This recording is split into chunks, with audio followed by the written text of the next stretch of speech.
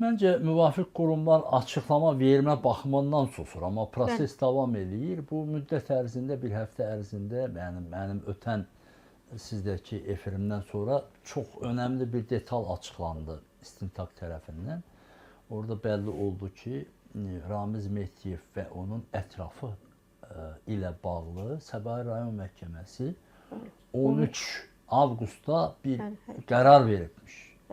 Bu da ondan ibarətdir ki, Ramiz Mehdiyev və onun yaxın ətrafı, ailə üzvləri, qohumları, yaxın ətrafı olmada şübhəli bilinən şəxslər, kontakt simaları elektron nəzarət altına götürülüb. Bu o deməkdir ki, onların telefonları dinlənilib, yazışmaları qanun altında kontrola alınıb və bu özü olduqca böyük hadisədir. O baxımdan ki, məhz 13 avqustda elektron izlənməyə taxılan Mehdiyev və onun ətrafı daha sonra oktyabr ayında həbslə nəticələndi. Yəni Ramiz Mehdiyev bir neçə ay sonra o izlənmələrin nəticəsində və o cümlədən də istintaqın hələ ki qeyri-rəsmi versiyasına görə Putinin düşənbədə verdiyi məlumat əsasında qəti imkan tədbiri ilə ev tustaqlığına deməli o statusa salındı.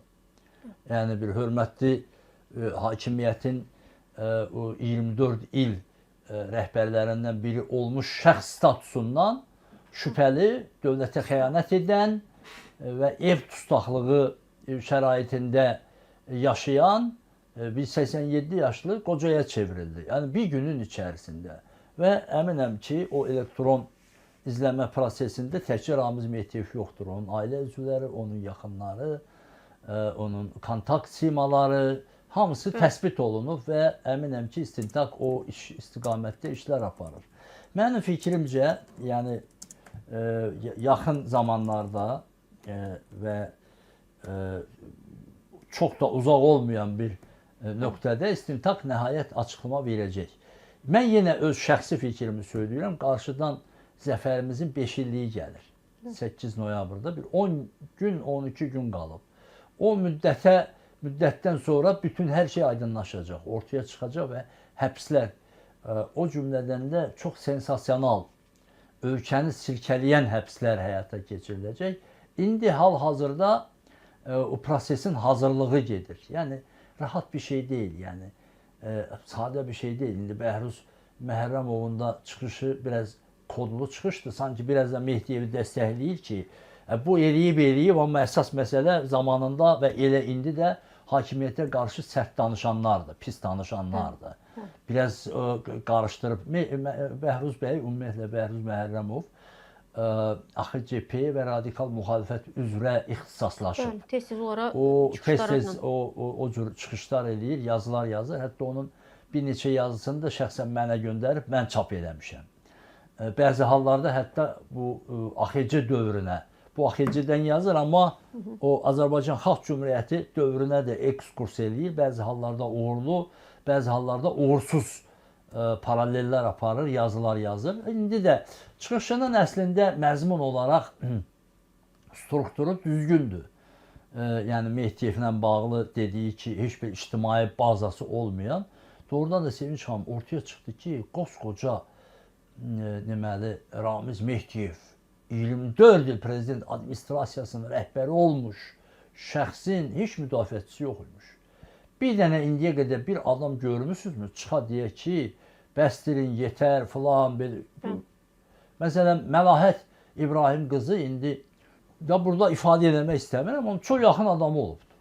Məlahət xanım, Ramiz Mehdiyevin, bütün faktları bütün ölkə bilir.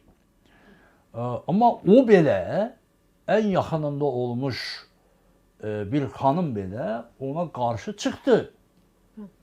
Bu o deməkdir ki, Ramiz Mehdiyevin gerçəkdən də heç bir ictimai dayağı yoxdur. Məsələn, Əli İnsanov həbs olunanda, tutulanda onun müdafiəçiləri var idi. Rızvan Talıbov canını qoymuşdu qaşığa və mücadilə verirdi. Bir qrup var idi, yazanlar, vəkillər və s. Bunun hətta kürəkəni belə sizə intervyu verdi, sizin Ramiz Mehdiyevlə bağlı suallarınıza cavab vermədi. Özünü müdafiə elədi burada. Ancaq özünü müdafiə elədi və o deməkdir ki, Ramiz Mehdiyevin canı cəhənnəmə. Sən maniyə deyirsən ki, mən gedib obyektlərdən pul yığıram. Mənim obyektim yoxdur, mənim zavodum var, mənim müəssisəm var, mən böyük iş adamıyam. Mən küçə-küçə düşüb dönərxanalardan kiraya almaram, amma əslində alır da, bilirsiniz, o ərazilərdə böyük bir Yasamal istiqamətində onun çoxsaylı toçkaları var onların. Hətta oradan da pul yığırlar. Hə, ola bilər ki, onun xətrinə deyim, amma oradakı nüans nədir? Bir dəfə belə demədi ki, Ramiz Mehdiyev o qızının toyunda çıxış elədi. O sözlərin heç bir cümləsində təkrar eləmədi və adını bağlamadı Ramiz Mehdiyevlə.